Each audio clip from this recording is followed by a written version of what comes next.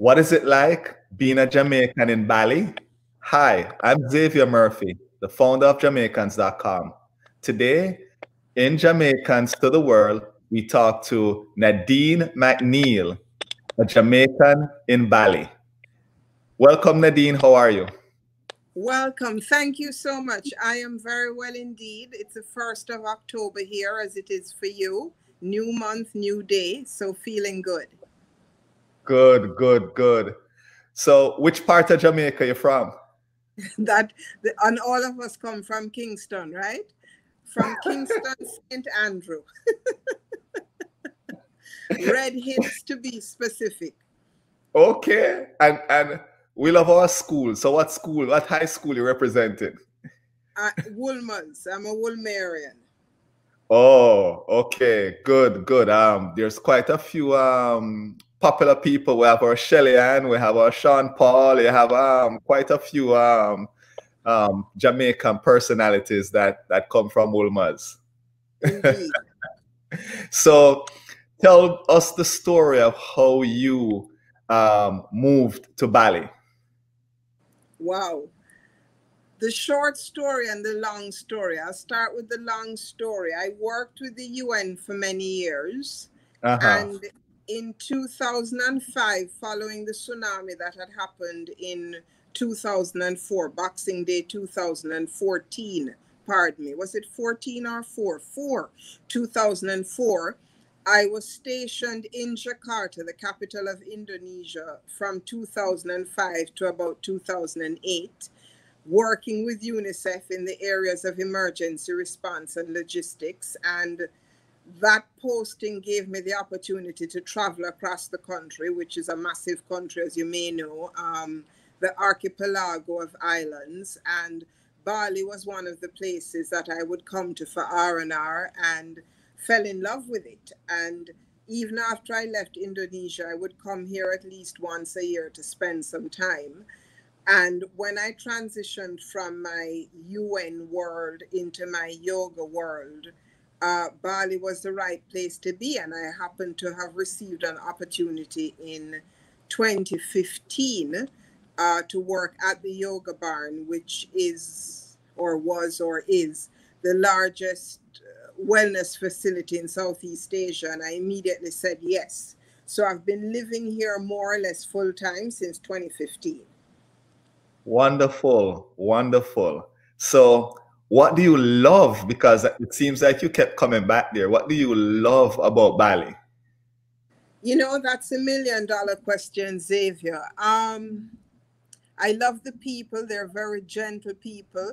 Even though Indonesia is a Muslim country, 4th largest Muslim country in the world, Bali itself is essentially Hindu or Balinese Hinduism. And so people are very genteel, people are very welcoming, people are very open. The fauna reminds me a lot of Jamaica. Where I live in Bali, a place called Ubud, would equate to what Port Antonio, Portland is to Jamaica. And so, you know, I love that aspect of it. And if you're into yoga, wellness, spirituality, this is sort of the Mecca of the world. Anyone someone who has any sort of interest in that field or that area eventually finds themselves in Bali, you know. So I often describe Bali being the yin, the sort of genteel, feminine aspect of me, where Jamaica is that yang, very energetic, very masculine. Yeah. And so the sort of balance both sides of me, as it were. Oh, that is great. That's great. So, have you said it's the place to be for yoga? So, any famous, semi-famous, want to be famous folks have you met out there? Quite a few. I mean, quite a few. And one of the things also like Jamaica, which is why celebrities usually enjoy coming to Jamaica, is that the Balinese allow everybody to feel quite at home. So there's no sort of hype, you know, people can be themselves. I've met people like India Ira here, Tyra Banks, President Obama and his wife were here a few years ago. I was away at the time that they were here, but they've been here. so many people in terms of yoga names. Like I said, we've had Sean Korn, Michael Franti's here a fair bit, Russell Simmons. There are a whole pile of people that come through here and, you know, make Bali home, as it were. There's sort of this joke that you come to visit, and then the visit you extend your visa. And for years, I would buy return tickets, and then I decided to stop. There are two places I don't buy return tickets to. One is Jamaica and the other is Bali, because I can never seem to leave when I'm supposed to. And what do you like the least about Bali? I sound like a tough one. It is. I would say, honestly, perhaps the travel. It's not an easy place to get to. You know, everywhere is far from Bali. Singapore is okay, a 3-hour flight down the road. But if you're coming from North America, Jamaica, Europe, it requires at least 2 plane rides. For me to get to Jamaica is about 30 hours of flying time. So I would say that's an aspect I like least, that you can't just, you know, hop on a plane and go somewhere for a week, because it already takes you 2 days to get there. Outside of that, I can't think of very much. And here in Ubud, where I live, and in Bali, where we have a huge expatriate community from all over the world, we formed like our own family. So it's really very beautiful in that regard. Wonderful. It's great. So being Jamaican in Bali, I'm sure you have gotten this experience. Somebody finds out you're Jamaican and they either, you know, something happens after, they come up to you. What's the funniest experience, or just even a regular experience you have had when somebody finds out you're Jamaican, and what happens after? Wow. You know, one of them happened quite recently. The same day that Toots passed on, I was doing a speaking engagement at an event, and the musician who was asked to play at the event, reggae is big in Indonesia, by the way. The Balinese love it. I mean, Ras Mohammed, you may have time traveling to Jamaica. But, you know, so anyway, Toots, who I know personally, I had just heard as I was about to go on that he had passed. And so I had said, you know, I would offer up whatever it was I was saying to him. And so when the whole event ended and we were all socializing, the musician came to me as I was leaving, and he goes, "Oh, you know, Toots has left. Did I know?" And what a you know, shame it was, and a loss to the music and our lineage. And it was like I was talking to a Jamaican. You'd have to understand reggae and music and vibes to understand what that departure meant to the music, and he got it, you know. Yeah, so I would say that's a fairly recent one. With here that looks like 9 people, obviously, oh, Jamaica, love Jamaica, and the first association comes through the music and through Bob. So yeah. So Jamaicans are viewed in a positive light in Bali. Absolutely, absolutely. This might be a little bit controversial, but I was saying to a fellow Jamaican today that we are probably the ones that are hardest on ourselves. No matter where we're going in the world, people love us, you know. And I've been to a few places in the world, and there's nowhere where I've had a pushback because I'm Jamaican. In fact, I would say it's the very opposite, where doors open as a result of being Jamaican. I would say the same exact thing. I've only had one experience where it wasn't even pushback. You know, it was me not getting the right visa. And the experience is I was almost deported to what they call motherland, which is England, because I had a 1-entry visa. I left, I was coming back in, and they're like, "No, you have a 1-entry visa into Germany." But the welcome mat is always there, and it's good to know that in Bali, the welcome mat is there also. Interestingly, I've had a similar experience in Germany. And without being stereotypical, I don't know how much of that is nationalistic or was nationalistic, as it may be demographic. Right. They were quite welcoming. After realizing I never knew what was going on, I just think they never saw a Jamaican passport before, and I was traveling on a Jamaican passport at the time, and so it was quite an interesting experience. The other question I have, and it's about the people itself, because you said they're welcoming. Do you see any type of a personality trait that says, yeah, this kind of remind me of, you know, parts of Jamaica or anything like that? You know, some people say, okay, they're laid back like us, or they, you know, any of that, any personal traits or personality traits that you say, you know, I like this. This kind of remind me of Jamaica. And there may be none. There may be none, and maybe an unfair comparison. You know, the thing that comes to mind firstly, everyone talks about the smile. We even have the song, you know, Smile, we're in Jamaica. And there's nothing more infectious than that Balinese smile, you know, which is so welcoming and warm and accepting, and just the beacon of hospitality, as it were. That's the one that first comes to mind, or probably comes to mind. Yeah. So the biggest adjustment, what's the biggest adjustment you had to make when you made the decision, I'm living here in Bali? Biggest adjustment you had? Wow, that's a tough question, Xavier, because, you know, there's something about being in Bali that I feel very at home with. I feel as at home in Bali as I do in Jamaica. Okay. You know, if one believes in other lifetimes, I'm convinced I must have been here in another lifetime. There's nothing that I really feel uncomfortable or has been a huge adjustment to make. Good. Food. Oh, the my food goodness. there.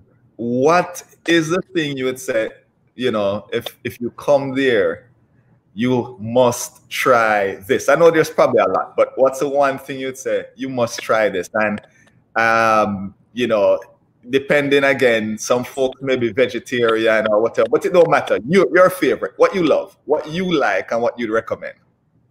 Well, what is sort of the national dish and enjoyed a lot here, babi guling, which is pig or pork. I don't eat. The vegetables here are delicious. We have a lot of the same, more or less the same foods. They're just prepared differently. Foods here are quite spicy. I love spicy food.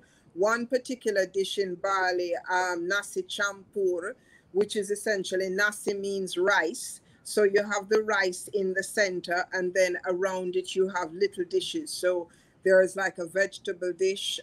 They do something what we call chocho, a sort of salad with it. Then there's tempeh. Then there's, of course, satay with the peanut sauce. What we do in Jamaica, we used to call it like blue draws, that you do in the banana leaf. They do fish in the banana leaf, and they also do a sort of polenta type dessert in a banana leaf. Juices, beautiful fresh juices, tons of coconut water, other exotic fruit that we don't get at home, like mangosteen, things like mango what? Mangosteen. Mangosteen is quite similar to what you and I call star apple. Okay. And then there's something called rambutan, which is quite similar to lychee. I know I know the rambutan. We call it, some people, I call it, and some Jamaicans call it Rasta plum. Wow, I've never heard that before. I've never heard that before. Look at that. Yeah. Because of the hair on the plum, we call it Rasta plum. I've never heard that before. That's too wild. Yeah. Yeah, so food is, and you know, because a lot of the food is grown in its natural habitat, there's very little insecticides and organic. One of the things I love is that food just has taste.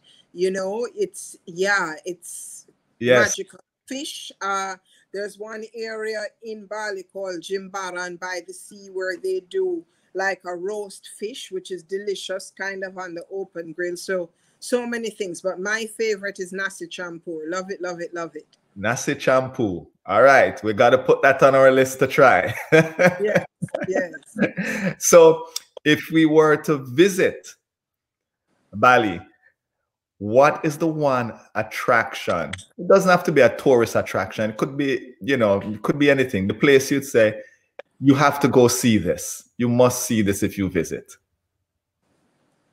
Wow. I would say the temples. There's a temple in Uluwatu, which is by the cliffs. Uluwatu is sort of a cross between Negril and Treasure Beach kind of vibe for Jamaica. I would say the rice fields, just seeing the rice fields in Uluwatu and seeing how they're tended to. The art is extraordinary here in Ubud. Ubud is sort of the art and cultural capital of Bali, as it were. If people are into monkeys, of course, there's Monkey Forest Road down the road. Everything is like an art form. So, the architecture is beautiful, looking at the temples, visiting the water temples, Tirta Impul, which has the blessed water temples. In fact, we had a full moon yesterday where it's a ritual to go and get yourself bathed in the temples. I mean, there's so many beautiful things in and around that, I would say, but definitely the rice fields, definitely the temples. Coming from Jamaica, beaches here are gorgeous, but I say to people, can't match a Jamaican beach. Doctors Oh, really? Really? Beaches here are lovely, but when you look at what's the name of that beach? Boston Beach, or right. There's one that Winifred Beach, or you look at Doctor's Cave Beach, like Lime Key. These epic beach locations in Jamaica, you can't touch them. Oh wow! Because I've heard so much about the beaches around Bali and the area there that wow, that's good to know. They're gorgeous beaches, don't misunderstand me. But for me, Jamaican, that crystal clear water, Negril, when Negril was Negril back in the day, that 7th stretch, Blue Hole, all of these places. One of the things with the beaches here in Bali is that you have to be a strong swimmer because the currents are incredibly strong. Beaches here are more about surfing than they are about swimming. And what's really beautiful is that a lot of the beaches you have to hike to. And those hikes are just magical. Yeah. But if I left Jamaica, if you're a diver, incredible diving in and around Bali. Also Lombok, which is a neighboring island, Muslim, which has developed over time. And then you have what's known as the Gillies, also lovely. But if you leave Jamaica, or if you are familiar with beaches in Jamaica, you don't have to go to the beach. And you wouldn't have missed something, is my feeling. Okay. Yeah. That's good to know. That's good to know. So, what's the advice if you're someone who was thinking, I'm taking that jump, I'm gonna move to Bali? What would the advice be to that Jamaican or anyone? Well, the thing I would definitely say, and I know people who haven't done it this way, but I would say visit first. Bali is an interesting place, like Jamaica. Most people love Bali. I've never met anyone who said they came to visit and they absolutely couldn't stand it. But there are some things that you have to get accustomed to if you're not familiar in living in cultures that are diametrically opposed to yours. It's one of those that's very different. For example, ceremonies are a daily part of the Balinese life. So, for example, you might have a staff member that doesn't show up to work and they say, oh, they were in ceremony, and it's accepted that is in the ethos and the fabric of the culture. It's not something you're going to argue with someone about. The distance that one has to travel, one has to take that into account. And, that you may find, if you're someone that needs to be in a Jamaican community, us Jamaicans, we like to kind of keep together sometimes. we're around, but to really enjoy Bali and all that it offers, I think you have to open up to that, because it's not like there's a huge Jamaican community here. Okay. And if there's a Jamaican food that you really miss, what would it be? I was saying to a friend today, I know I'm ready to make a trip home now.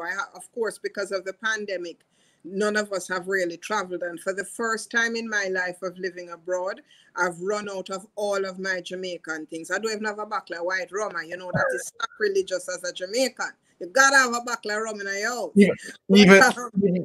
Even if you only use it for medicine. I'm telling you, I mean, a friend of mine said to me today, you have any white rum? I said, the white rum done. Him said, no, you have a problem. But I really miss, I'm a Chippies banana chips girl. When I go home, that pack of Chippies.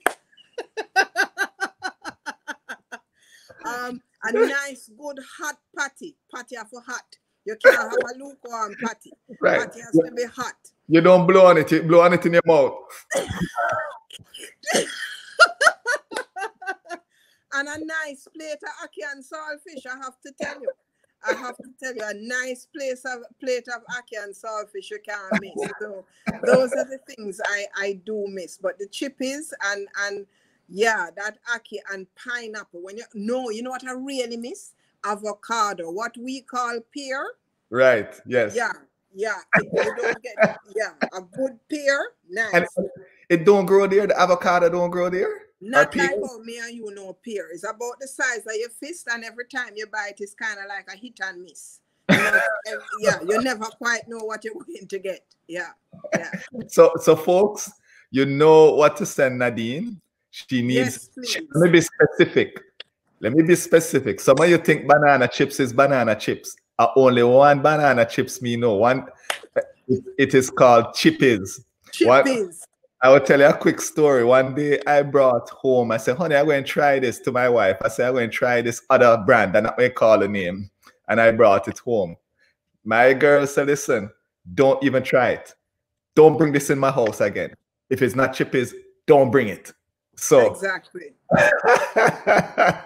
So folks, we know what Nadine needs. She needs some chippies. So get to her, get it to her. So Nadine, what would be a popular term, a popular expression that you hear? And correct me if I'm wrong. The Balinese, is that what you call the folks that live there? The yes. Balinese use. What would be a popular term? You know, we say, "Well, I soon come," or "everything Chris," or whatever. Is there like any popular terms that you pick up on from the language, or is it, you know, not really, they don't really have any popular terms? I suppose the one that equates to our soon come or no problem is Tida Appa Appa, which means no problem. Okay. Tida Appa Appa. The other thing also, like if you've come to visit someone where we would say walk good, they say hattie hattie, hattie hattie, which means hattie hattie. Yes, yes. I love it. I love it. I love it. Nadine, thank you so much for just sharing your story and sharing a little bit about Bali. And I learned so much. I will let you have have the last word. Anything in closing? Any words of advice? Any words of wisdom? And anything else you'd love to share? I think you blog. If you want to share the blog with the folks here, that they can check you out and they can follow you. Thank you. Closing words, Nadine. Oh, thank you so much. Well, for those that are listening, particularly my women, my sisters, I do run women's circles via Zoom. They happen bi-weekly, and I post a lot about that on Instagram. My Instagram handle is Universal Empress. I am also what I call a transition mentor, what some of us call a coach, personal development coach, where I do work both at a corporate and individual level, one-on-one, as well as in a group setting. And I know that, you know, the notion of coaching can be something that's kind of not in our culture. You know, we're strong people, we're resilient, we can do things on our own. But in these times in which we live, reaching out and finding help, and support that can relate to you culturally and at every level is so important. So check out my website, universalempress.com. And you can see what I'm up to in terms of my coaching, facilitating, and also doing online yoga sessions, mainly privates at the moment. I do occasional classes, and also to visit, if you want to get a real taste of Bali while you're sitting wherever you are, the yogabarnonline.com. We've recently launched our online platform, and it's amazing. We have all sorts of classes there, Zoom sessions, workshops, you name it. So I hope I'll see some of you somewhere very soon. All right, Nadine. Thank you very much. You have a blessed day. And again, a wealth of information. Take care, Nadine. Okay, take care. Show some love now. Hit that like button, subscribe to our channel, and hit that notification bell. That way you don't miss a video.